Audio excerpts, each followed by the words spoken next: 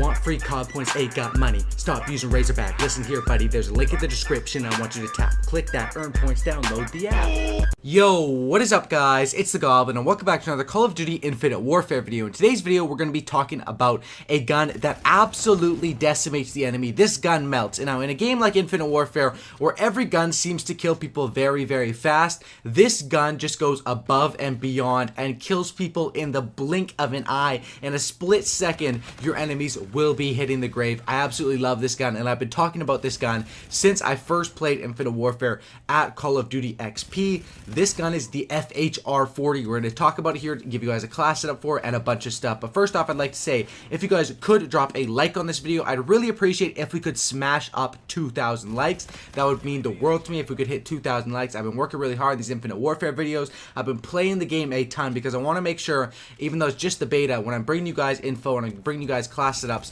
I'm bringing you guys the right info. Now, obviously, things are going to change when the real game comes out. There's going to be a bunch of new updates, I hope, because there are quite a few problems with this beta. A lot of balance issues, I would say, between the assault rifles and the SMGs. So I'm going to keep you guys updated on everything as we go on my channel, of course. But today we're going to talk about the FHR-40. Now, this gun, basically what it is it is a mixture of sort of it's like the Weevil and the Vesper, or the P90 and the Vesper had a baby. This thing is absolutely destruction. Now, the FHR-40 is a very good gun, and the reason why I like this gun is that it has a very large clip size, very similar to what the Weevil is, but this gun has the fire rate of something similar to the Vesper, and it does have a lot of recoil. This gun also has a lot of recoil, and there's nothing you can do about that because this gun is made for up-close combat, and it's perfect for this new, or the maps that we have in this new beta. Basically, one thing I find with these maps in the beta is they're all super duper small. They're all SMG maps, and that's something I sort of made a tweet on Twitter.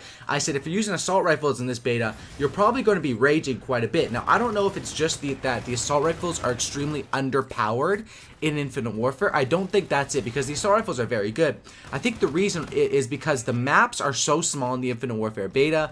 That is sort of why assault rifle players are going to be having trouble in this beta. I think when we see the real maps, there's going to be a lot more medium maps, and I think that's, you know, the assault rifles will do better then. But as of right now, the SMGs are absolutely killing the assault rifles, and there's two guns that are the best, I would say. A lot of people like the Ripper, the RPR, and the ERAD. You know, all the SMGs are good, to be honest. Those ones are good. My personal two favorites are the FHR-40, this one here, as well as the Karma 45, which I talked about in another video. These two guns are so flippin' overpowered. It's ridiculous. Two best guns in the game by far.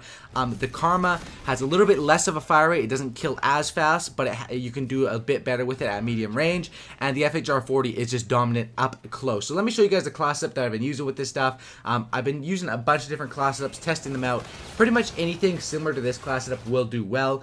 I mix it up, but basically what I was running on this FHR is I have first of all, I have the counterweight version of the FHR, which is the rare variant, which means every time I get a headshot, I get some extra points towards my specialist payload, which that is whatever. It doesn't really help that much. And the other part of this is that I have basically long barrel built in, or I have a little bit of extra range on this thing because of the variant that I'm using, which I think absolutely helps. I mean, I don't really know if it helps, because this gun, you're not going to be using it at range that much, especially on these maps. But as far as attachments go with this thing, I've been mixing it up between the grip, quick draw, and silencer, and the grip, quick draw, and extended mags. Both those are very good setups. I think silencers in this game are actually very strong, or the suppressor as it's called. In Black Ops 3, suppressors suck. They made your gun weak. They destroyed the range. They destroyed your damage at range. But in this game, it doesn't seem to do that, especially on these SMGs when you're up close with it. And a lot of people are relying on their radars because the game is brand new. A lot of people don't know the maps. They don't know the common rush routes yet. People are relying on the radars. I think this is a great time to run with silencer. So the good, you know, setup for this thing is to run quick draw, grip, silencer, and then as far as my first perk, I usually run with dexterity and ghost, or blast shield and ghost. I think you definitely need ghost with this thing because ghost really keeps you off the map, and everyone and their grandma and their mothers is running UAVs on this beta because the kill streaks in this game are whack. The kill streaks suck ass in this game. The only two good ones, I usually am just running UAV and counter UAV and just cycling through those. I think that's honestly the best way to do it, just non-lethals. That's what I've been rocking with lately. That's why I run Ghost. And then obviously Dexterity if you're using the suppressor, and if you're using extended mags, you want to run the if you're using extended mags, you don't need to reload as fast, so you can run Blast Shield. As far as second perk, it's going to be standard, hardline always on this gun, and third perk, pinpoint always on this gun. I really do like those. You could mix up the third perk. I think hardline in this game is probably the most overpowered perk in the whole game, and it's the most underrated one. It took me about a day and a half to figure out how strong hardline was, and that it actually brings up all your kills by 25 points, and that's why that class up that I just gave you guys is going to be very good. Once again, grip, quick draw, and then silencer or extended mags, up to personal preference right there. But I personally would use the extended mags so that I have the ability to run Blast Shield and Ghost. That's what I've been rocking with lately. Now, as far as this gun, how do you want to use this gun? You want to use it up close and personal. The closer, the better with this gun. This gun is basically an SMG shotgun.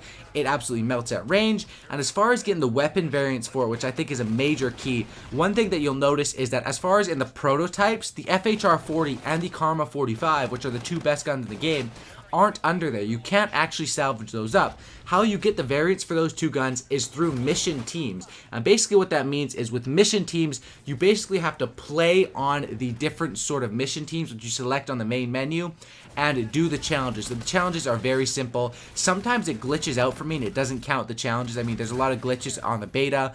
Obviously, people do say it's just a beta, but if we think about it, the real game comes out in 3 weeks. So what are they really going to, have time to change between now and the real game? I'm hoping there is a few extra guns or a few extra secret stuff that they throw in for the main game.